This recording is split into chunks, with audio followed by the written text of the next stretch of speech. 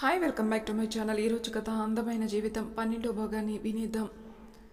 ఇద్దరూ బయటకు వచ్చారు. రంగమ్మ ఇంకా రూమ్ నుంచి బయటికి రాలేదు. ఏవండి, మీరు కాళ్ళు చేతులు కడుక్కొని రండి, భోజనం వడ్డిస్తాను అంది. సరే అని వసంత్ వెళ్ళగాని వసంతి రంగమ్మ గదికొచ్చింది. మంచాన్ని కానుకొని అలా కూని పాటలు పడుతుంది. అత్తమ్మా, హా వసు అంటూ తేరుకుంది. ఏమైంది? మంచంపై పడుకోకుండా అలా కూర్చొని కూని పాటలు పడుతున్నారు? ఎప్పుడో మెలకు వచ్చింది వసు. కాసేపు ఆగి బయటికి వద్దామని అలా కూర్చోగాని కొన్ని పాటలు వచ్చేసాయి. పెద్దోడొచ్చాడా? హా అత్తమ్మ, వచ్చారు. అసలు ఎక్కడికి వెళ్ళాడు? వాడు రావడానికి ఆలస్యమైందే, బయటకు వస్తూ అడిగింది. అదే అత్తమ్మ, నెల చీట్లు కట్టడానికి వెళ్ళారు. అటు నుంచి అటే. నాకు నీరసంగా ఉంటుందని హాస్పిటల్కి వెళ్ళి మందులు తెచ్చారు. రంగమ్మ వెనకే వచ్చి కింద చాప వేసింది. అయ్యో, చీట్లు గొడవ మర్చిపోయానే, వాడికి డబ్బులు ఎలా వచ్చాయి అనుకుని ఆలోచిస్తూ వసంత్ లోపలికి రావడంతో, నాన్న చీట్లు కట్టేశావా? హా అమ్మా, మొత్తం 9,000 చిల్లర అయింది ఈ నెల. వచ్చే నెలలో ఒక చీటీ డబ్బులు అందొచ్చు అంటూ చాపపై కూర్చున్నాడు. అంత డబ్బు ఎలా కట్టావరా? కనీసం నన్ను కూడా అడగలేదే. నువ్వు అప్పు చేశావా? లేదుమా, షాప్ ఓనర్ పొద్దున్న జీతం ఇచ్చాడు. ఆ డబ్బులే చీట్లు కట్టి వసుకి మందులు తెచ్చాను. ఇంకా నా దగ్గర మిగిలింది 2,000 అంటూ జోబిలో ఉన్న డబ్బులు రంగమ్మకు ఎదురుగా పెట్టి, అన్నీ పోను అవే మిగిలాయమ్మా. ఇంకా వసు డబ్బులున్నాయి, లెక్క పెట్టలేదు, లోపలున్నాయి. భోజనం చేశాక ఆ డబ్బులు ఇవి కూలి పనులు ఎంతున్నాయో చూడు. ఎందుకురా ఎంతున్నాయో లెక్క చూడమంటున్నావు? అదేంటమ్మా, తమ్ముడికి ఇల్లు కట్టాలి కదా అన్నాడు. ఇల్లా? వాడికెందుకు అంటూ నొసలు చిట్లించింది. అమ్మా, రేపు వాడికి పిల్లలు పుట్టాక, నాకు పిల్లలు పుట్టాక ఈ ఇల్లు ఏం సరిపోతుంది చెప్పు? వాడికంటూ ఇల్లు కట్టాలి కదమ్మా. ఒక్కటే అన్నీ ఎలా చేసుకుంటాడు? పెద్దవాళ్ళగా మనం ఉన్నప్పుడే వాడికి అన్నీ చేసి పెడితే బాగుంటుంది అని నా అభిప్రాయం. వసంత్, ఒక మాట చెప్పనా? ఏంటిమ్మా? నువ్వు అప్పుడే మరో ఇల్లు కోసం ఆలోచన పెట్టుకోకు. ముందు అప్పులు అన్నీ తీరని, ఆ టైంకి ఏం చేయాలో ఆలోచిద్దాం. నువ్వు అన్నీ చేసి పెట్టి జీవితాంతకాలం అప్పులు తీరుస్తూ కూర్చుంటే నిన్ను నమ్ముకుని వచ్చిన నీ పిల్లాన్ని ఏం పెట్టి పోషిస్తావు? నిలదీసింది రంగమ్మ. కంచంలో భోజనం వడ్డిస్తున్న వసు మౌనంగా వాళ్ళ మాటలు వింటూ ఉంది. అదేంటమ్మా అంత మాట అన్నావు? ఉన్నమాటే అన్నాను వసంత్. చీటీ డబ్బులు వస్తే రెడ్డి గారి దగ్గర బాకీ కట్టే. నీకు తమ్ముడికి పిల్లలు కలిగితే అప్పుడు ఏం చేయాలో నాకు తెలుసు. అన్నీ నెత్తిన పెట్టుకోకు. నువ్వు తీసుకున్న బాధ్యతలు అసలు రేవంత్ తీసుకుంటాడో లేదో చూడాలి కదా. ముందు భోజనం చేయరా, ఇవన్నీ తీరిక ఆలోచిద్దాం అని చెప్పి అన్నం తింటూ ఆలోచనలో పడింది. నీ ఆలోచన మంచిదే వసంత్, కానీ అసలు ముందు ముందు ఇంటి పరిస్థితులు ఎలా ఉంటాయో చూడాలి కదా. అప్పుడే దాన్ని బట్టి ఇల్లు గొడవ ఆలోచిద్దాం అనుకుని వసుని చూసింది. మౌనంగా వసంత్కి కూర వేస్తుంది. ఆమె మెడ దగ్గర ఎర్రగా కందిపోయడం చూసి, వసు, ఏంటత్తమ్మా కూర వేయినా అంది నవ్వుతూ. ఇప్పుడే కదా వడ్డించావు, అప్పుడే కూరనా? మరి ఏం కావాలత్తమ్మా? తన కంచంలో అన్నం వడ్డించుకుని అడిగింది. ఏమైందే? అక్కడ ఎర్రగా కందిపోయి ఉంది గొంతు దగ్గర. ఆ మచ్చేంటి గీరుకున్నట్టుంది? అసలు ఏమైంది నీకు? పెరట్లోకి వెళ్ళావా కూరగాయలు కోయటానికి? రంగమ్మ మాటకి వసంత్ కంగారుగా చూశాడు. అతని గెడ్డం ఆమె మెడ దగ్గర గొంతు దగ్గర లైట్గా గీరుకోవడంతో ఏం చెప్పాలో తెలియక మౌనంగా తల వంచుకుని ఫోన్ చూసుకుంటూ భోజనం చేశాడు. వసంతి సిగ్గు వేసి ఏం చెప్పాలో తెలియలేదు. ఏమైందే, మాట్లాడో? అది అత్తమ్మ, పెరటి వైపుకి బట్టలు ఆరవేశాను కదా, అప్పుడు మొక్కల దగ్గరికి వెళ్ళాను, గీరుకున్నాయి, అందుకే ఇలా అయింటుంది చెబుతూనే కోపంగా వసంత్ కేసు చూసింది. నవ్వుకున్నాడు వసంత్. ఎప్పుడు చూసినా కళ్ళు నెత్తిన పెట్టుకొని చూస్తావా? చూసుకొని నడవాలి కదా. ఏంటో మరి నీ కంగారు అని కసిరి భోజనం చేసింది. బొంగ ముద్దు పెట్టుకుని భోజనం చేస్తూ, అంతా మీ వల్లే అత్తమ్మ, మీ వల్లే నేను తిట్టింది అంటూ వసంత్పై ఉడుక్కుంది. నా వల్ల ఎందుకు అవుతుంది? కావాలి కావాలన్నది ఎవరో మరి దిక్కులు చూస్తూ అన్నాడు. రంగమ్మ బయటికి వెళ్ళడంతో వసంత్ నడుం దగ్గర గట్టిగా గిచ్చింది. ఏయ్, ఏమైంది నీకు? నాకు మచ్చ పెట్టారు కదా, అందుకే మీకు మచ్చ పెట్టాను, చెల్లుకు చెల్లు అని మూతి తిప్పుకొని భోజనం చేసింది. వాళ్ళల్లరంతా కనిపెట్టిన రంగమ్మ తనలోని తను నవ్వుకొని శావిడి దగ్గరికి వెళ్ళిపోయింది. నీకు ఆకలిగా లేదా? ఎందుకు లేదు బాబు, చాలా ఆకలిగా ఉంది. రూమ్కి తెచ్చైన భోజనం మంచం దిగుతూ అడిగింది రజని. హా తెచ్చే రజని అంటూ బెడ్కి ఆనుకున్నాడు. బయటికి వెళ్ళి వాళ్ళ అమ్మతో భోజనం తెమ్మని చెప్పి రూమ్కి వచ్చింది రజని. రజని, ఏంటి రేవంత్ అలానే బయటికి వెళ్ళావా? రజని ఒంటి మీద చున్నీ లేకపోవడం చూసి, హా ఏమైంది రేవంత్ అంటూ బెడ్ మీద కూర్చుంది. బయట అందరూ ఉన్నట్టున్నారు కదా, చున్నీ వేసుకోవాల్సింది కదా అన్నాడు. ఇంట్లోనే కదా ఉండాను, ఆ మాత్రం చున్నీ ఎందుకు? అయినా బయట వాళ్ళు లేరు కదా, అమ్మా నాన్న మీ చుట్టాలు ఇద్దరే ఉన్నారు. ఇప్పుడంటే ఇలా వెళ్ళావు కానీ చున్నీ లేకుండా బయటికి వెళ్ళకు, రజని నాకు నచ్చదు, ఎవరు చూపు ఎటువంటిదో తెలీదు, అందుకే కాస్త బయటికి వెళ్ళినప్పుడు చున్నీ వేసుకో అన్నాడు.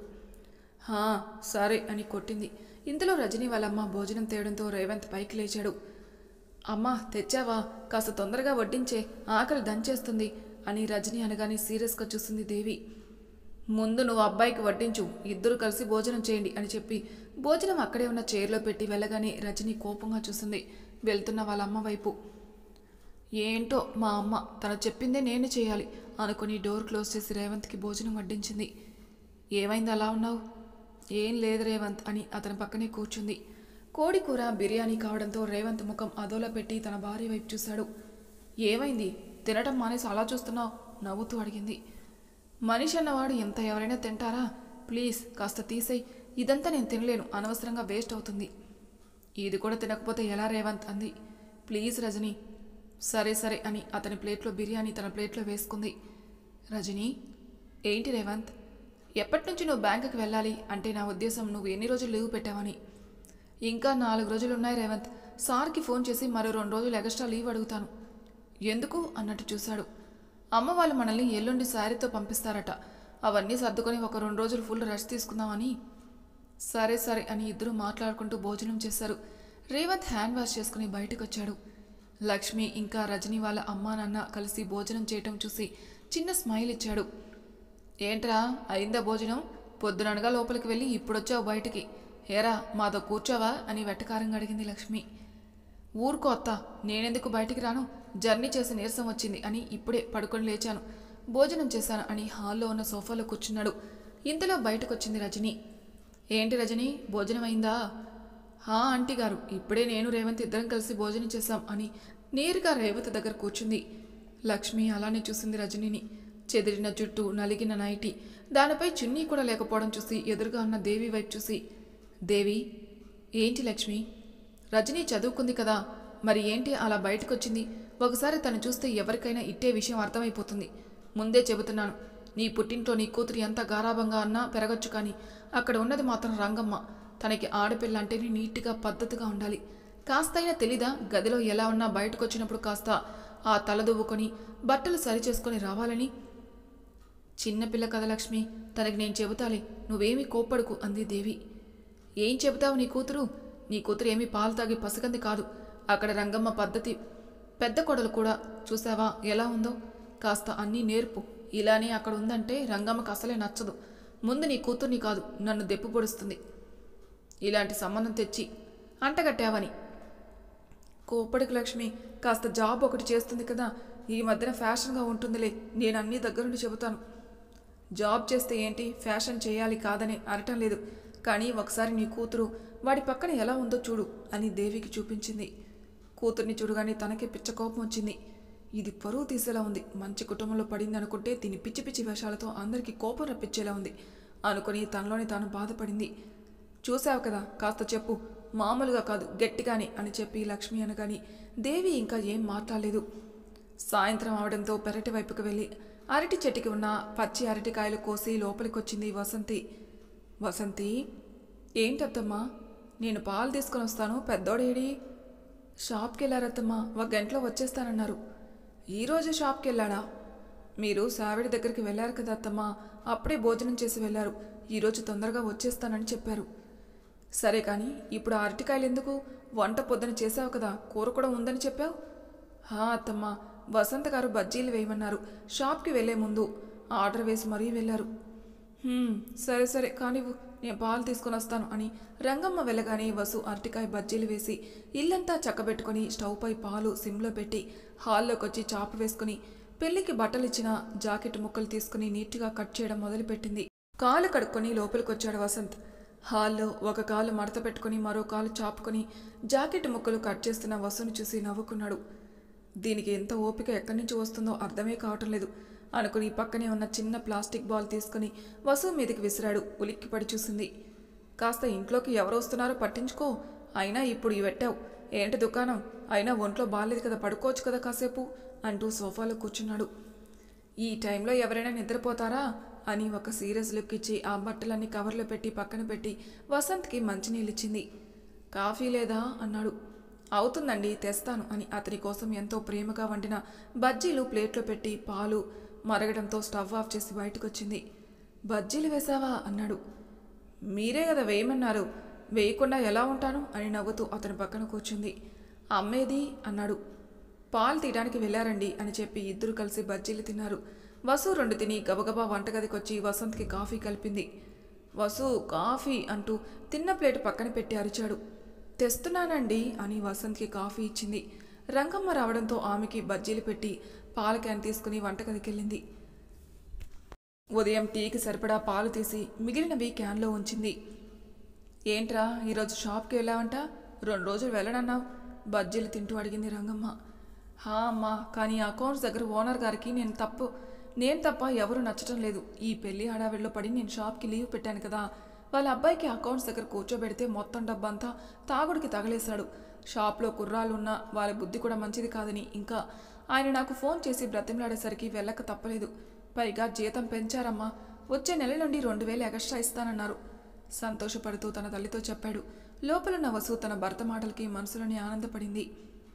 మంచి బుద్ధున్నడికి ఎక్కడైనా కూడా కూడు దొరుకుతుంది. పోనీలే, మంచి విషయం చెప్పావు. స్నానం చేయి, బయట నుండి వచ్చావు కదా, అంతసేపు స్నానం చేయకుండా ఉండకు. హా అమ్మా, సరే అని వసంత్ బయట ఉన్న పెరటి వాష్రూంలోకి వెళ్ళి ఫ్రెష్ అయి వచ్చాడు. లోపలికొచ్చి అతని బట్టలు తీసి మంచం మీద పెట్టింది వసు. వసు, ఏంటండి? చిన్న పని మీద బయటికి వెళ్తున్నాను, తినడానికి ఏమన్నా తీసుకుంటానా? టీషర్ట్ వేసుకుంటూ అడిగాడు. ఏం వద్దండి అంది. ఏమీ వద్దని ఇప్పుడు బుద్ధిగానే చెబుతావు, తీరా బయటకెళ్ళొచ్చాక నాకు ఏమీ తీసుకురాలేదు ఏంటండి అని కొండెక్కి కూర్చుంటావు. చెప్పు వసు, ఏం కావాలో అని హెయిర్ దువ్వుకొని ఆమె దగ్గరికి వచ్చాడు. మరి నాకు? హా చెప్పు, ఎందుకు సిగ్గుపడతావు? చికెన్ న్యూడిల్స్ తీసుకురండి, నాకు అవి తినాలనుంది, అంతేకాదు ఐస్ క్రీమ్ కూడా. ఇప్పుడు అడిగితే ఏమీ వద్దన్నావు కదే? ఆమె మెడ చుట్టూ చేతులు వేసి అన్నాడు. అంటే వెంటనే నాకు అది కావాలంటే మీరు నన్ను మళ్ళీ బ్రతిమలాడరు కదా, అందుకే అన్నిసార్లు మీ చేత అడిగించుకుంటాను. నాకు అదొక సరదాలేండి. పైకి కనిపించావు కానీ మహా ముదురువే నువ్వు. ఏదో మీ అభిమానంలేండి. సరే, తొందరగా వచ్చేస్తాను, ఒక్క నిమిషం అంటూ వెళ్తున్న వసంత్ చేతిని పట్టుకుని తన ముందుకు లాక్కొని హెయిర్ అంతా చెరిపింది. వసు, ఏంటి ఇది? మరి ఏం చేయను, మీరు అందంగా ఉంటారు, పైగా మంచి కలరు, ఏ అమ్మాయి కన్ను పడకూడదని. అంటే నా మీద అనుమానమా నీకు? మరి ఎలా అనుకున్నా పర్వాలేదు, మీరు ఇంత అందంగా ఉన్నప్పుడు నా జాగ్రత్తలో నేను ఉండాలి కదా అని వసంత్ బుగ్గపై ముద్దు పెట్టి తొందరగా వచ్చేయండి అంది. రాక్షసివే నువ్వు అని వసంత్ బయటికి వెళ్ళగానే వసంతి మిషన్ దగ్గరికి వెళ్ళింది, చీరలకి ఫాల్స్ అవి వేద్దామని. స్నానం చేసి లైట్గా మేకప్ వేసుకుని ఫోన్ తీసుకుని హాల్లో కూర్చుంది రజని. రేవంత్ లక్ష్మి వాళ్ళ ఆయనతో కలిసి సరదాగా బయటికి వెళ్ళాడు. కిచెన్ రూమ్లో ఉన్న దేవి కర్రీ అవడంతో స్టవ్ ఆఫ్ చేసి బయటకొచ్చింది. అమ్మా, తినడానికి ఏమన్నా ఉంటే పెట్టే, ఆకలిగా ఉంది, ఫోన్ పక్కన పెడుతూ అడిగింది. నీకు కడుపు నిండా పెడదామనే వచ్చాను, అసలు ఏంటే నువ్వు, నీ పద్ధతి పాడు మార్చుకోవా? కూతురుపై అరిచింది. ఇప్పుడు నేనేం చేశానమ్మా? చూడు రజని, పుట్టింట్లో ఉన్నట్టు అత్తారింటి దగ్గర ఉండాలి అంటే కుదరదు. మధ్యాహ్నం గదిలో భోజనం చేసి నువ్వు ఎలా బయటకొచ్చావు? చెప్పాలంటే నాకే సిగ్గేసింది. చూడు, అల్లుడు గారు చూస్తే మంచోళ్ళ ఉన్నారు, నువ్వు అతని మనసు బాధ పెట్టేలా ఉండకు. కాస్త బయట ఉన్నప్పుడు పద్ధతిగా ఉండు, స్టైల్ చేయి, కాదని అనను, కానీ అది ఎంతవరకు ఉండాలో అంతవరకు ఉంటేనే బాగుంటుంది. గదిలో ఎలా ఉన్నా బయటకు వచ్చినప్పుడు మాత్రం నీట్గా ఒంటి మీద చున్నీ వేసుకుని చూస్తున్నావు కదా, బయట ప్రపంచం ఎలా ఉంటుందో. వావి వరుసలు లేకుండా పోతున్నాయి. రేపు నువ్వు అత్తారింటికి వెళ్ళాక పద్ధతి కనుక మార్చుకోకపోతే నీకు ఈసారి మాటలతో చెప్పను, చేతలతో చెబుతాను అని గట్టిగానే వార్నింగ్ ఇచ్చింది దేవి. అమ్మా, ఎందుకమ్మా చిన్నదానికి ఎంత ఇష్యూ చేస్తున్నావు? ఇష్యూ కాదే, ఇప్పుడే చెబుతున్నాను. వదిలించుకున్న దరిద్రాలు మళ్ళీ నెత్తిన పెట్టుకోవాలని అది చూసినా సరే ఈసారి మా చావు చూస్తావు అని కోపంగా దేవి బయటికి వెళ్ళగానే రజని మాట్లాడలేదు. మంచి సంబంధమని నా ఇష్టంతో పని లేకుండా పెళ్లి చేశారు. మీకోసమే కదా ప్రేమించిన వాడిని వదులుకున్నాను, ఇప్పుడు కూడా నాకు కండిషన్లు పెడుతున్నారు. ఏంటో ఈ మనుషులు అనుకుని తనలోని తాను రగిలిపోయి రూమ్కి వచ్చింది. ఆమె లోపలికి వెళ్ళిన 15 గంటకి రేవంత్ లక్ష్మి వాళ్ళ ఆయన బయట నుంచి వచ్చారు. బాబు, మంచినీళ్ళు ఇవ్వనా అంది. వద్దత్తమ్మా, రజనీ ఏది? చుట్టూ చూస్తూ అడిగాడు. తన గదిలో ఉంది బాబు. సరే అని గదికొచ్చాడు. విండో దగ్గర నిలబడి దీర్ఘంగా ఆలోచిస్తుంది రజని. వెనక నుంచి ఆమెని హత్తుకుని, ఏంటి మేడం, ఏం ఆలోచిస్తున్నారు అంటూ ఆమె మెడవంపుల్లో ముద్దు పెట్టాడు. ఏం లేదు రేవంత్, ఎప్పుడొచ్చావు అంటూ లేని రముని పెదవులపై తెచ్చిపెట్టుకుంది. ఇప్పుడే ఇదిగో నీకు మంచూరియా అంటే ఇష్టమని అత్తమ్మ చెప్పింది. మంచూరియా ఇంకా నీకు ఇష్టమైన బయట బిర్యానీ తెచ్చాను తిను అంటూ తను తెచ్చినవి ఆమె చేతిలో పెట్టాడు. నవ్వుతూ రేవంత్ని హత్తుకుంది. ముందు తిను, వేడిగా ఉన్నాయి, చల్లారిపోతాయి. బిర్యానీ భోజనం టైంకి ఇద్దరం కలిసి తిందామండి, ఇప్పుడు మంచూరియా తిందాం అనగాని ఆమె ముఖం చూసిన రేవంత్ రజనీ పెదవులకి పూసిన రంగును చూసి మేకప్ వేసావా ఆమె చెంపపై చెయ్యి వేసి అడిగాడు. లైట్గా. రేవంత్ ఏ బాలేదా కళ్ళు పెద్దవి చేసి అడిగింది. ఎందుకు రజనీ ఇలాంటివి, నువ్వు మేకప్ లేకుండానే అందంగా ఉన్నావు, నువ్వు అలా ఉంటేనే నాకు ఇష్టం, ఇలా ఇంకెప్పుడు ముఖానికి రంగులు అక్కర్లేని పౌడర్లు అద్దకు అన్నాడు. ఆ మాటకి మనసులో నొచ్చుకుంది, కోపం కూడా వచ్చింది. కానీ తల్లి మాటలు గుర్తు చేసుకుని ఏమీ మాట్లాడలేదు. ఏంటి రజని ఏం మాట్లాడావు అన్నాడు. మీకు ఇష్టం లేదు కదండి, ఇకపై మేకప్ వేసుకోను అని రజని అనగానే రేవంత్ ముఖం వెలిగిపోయింది. రజని నిజం చెప్పు, నీకు మేకప్ అంటే ఇష్టమా బెడ్ మీద కూర్చుంటూ అడిగాడు. అవునండి, అందుకే లైట్గా వేశాను, బ్యాంక్లో వర్క్ చేస్తాను కదా, మేకప్ వేసుకోవడం అలవాటైపోయింది. ఎందుకు మేకప్ అవి ఇవి వేసి నీ అందాన్ని నువ్వు పాడు చేసుకుంటావు, చక్కగా ముఖానికి శనగపిండి పసుపు కలుపుకొని రాసుకో, ఇంకా వంటికి వారానికి 2 సార్లు నలుగు పెట్టుకుని స్నానం చేయి, నీ స్కిన్ బాగుంటుంది, మొటిమలు రాకుండా కలబంద రాసుకో, ముఖం నీట్గా కనిపిస్తుంది, అంతేకాని అవన్నీ రాసుకుని ముఖాన్ని పాడు చేసుకోకు. మీకు ఇష్టం లేదని చెప్పారు కదా, ఇంకా వేసుకోనులేండి అని మంచూరియా ప్లేట్లో పెట్టుకుని వచ్చి అతని ముందు కూర్చుంది. ఇద్దరు కబుర్లు చెప్పుకొని తిన్నారు. 3వ రోజు రావటంతో లక్ష్మి వాళ్ళ ఫ్యామిలీని తీసుకుని వెళ్ళి కూతురికి కావాల్సినంత శారీ అంతా కొని వ్యాన్లో వేయించింది. దేవి ఇంటికి వచ్చేసరికి 3 అయింది. ఏంటమ్మా ఇంత లేట్ అయింది అంది. శారీ కొనటం అంటే మాటలా, ఇంతకీ నువ్వు అల్లుడు గారు భోజనం చేశారా లేదా? ఎక్కడమ్మా, మీకోసమే చూస్తున్నాం. నీకేమైనా పిచ్చా, మా కోసం చూడొద్దు అని చెప్పాను కదా, అల్లుడు గారిని కూడా ఆకలితో ఉంచావా తింగరదానా అని కూతుర్ని కసిరి ఇద్దరికి భోజనం వడ్డించింది. అయ్యో రజనీని ఏమీ అనకండి అత్తమ్మ, తను చాలాసార్లు నన్ను బ్రతిమలాడింది, అందరూ వచ్చాక తిందామని నేనే వద్దన్నాను. చెప్పాను కదా బాబు, వచ్చేసరికి ఆలస్యం అవుతుందని అని రేవంత్కి భోజనం వడ్డించి ఇద్దరూ భోజనం చేసి తొందరగా స్నానాలు చేసి రెడీ అవ్వండి బాబు, శారీ పట్టుకుని ఇంటికెళ్ళాలి. సరే అత్తమ్మ అని రేవంత్ అనగాని రజనీ ముఖం మాడింది. వసు అయిందా అంటూ అరిచింది రంగమ్మ. అత్తమ్మ వస్తున్నాను అంటూ గబగబా వాటర్ బాటిల్ రంగమ్మకి ఇచ్చింది. నువ్వు ఇంట్లోనే ఉండు, పెరటి వైపుకి రాకు, ఆ వంటలు చేసి వాడి కన్ను అసలే మంచిది కాదు, వాళ్ళు 10 మంది వస్తున్నారట, కూల్ డ్రింక్స్ అవి లేకపోతే పెద్దోడికి ఫోన్ చేయి, నేను వంటల దగ్గరే ఉంటాను. సరే అత్తమ్మ అని రంగమ్మ వెళ్ళగాని వసు ఫ్రిడ్జ్ ఓపెన్ చేసింది. డ్రింక్స్ అవి ఉండడం చూసి కాస్త మజ్జిగ చేసి ఫ్రిడ్జ్లో పెట్టి ఇల్లంతా సర్దింది. టైం 6 అవుతుండగా రజనీ రేవంత్ వాళ్ళు వచ్చారు. రంగమ్మ వసంతి ముగ్గురు బయటకొచ్చారు. లక్ష్మి కార్ దిగి రంగమ్మ దగ్గరకొచ్చి మాటలు కలిపింది.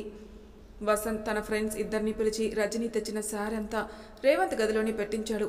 వచ్చిన చుట్టాలకి మర్యాదలు చేసే పనిలో పడింది వసు. ఏంటి లక్ష్మి అప్పుడే శారీ పెట్టారు అని అడిగింది రంగమ్మ.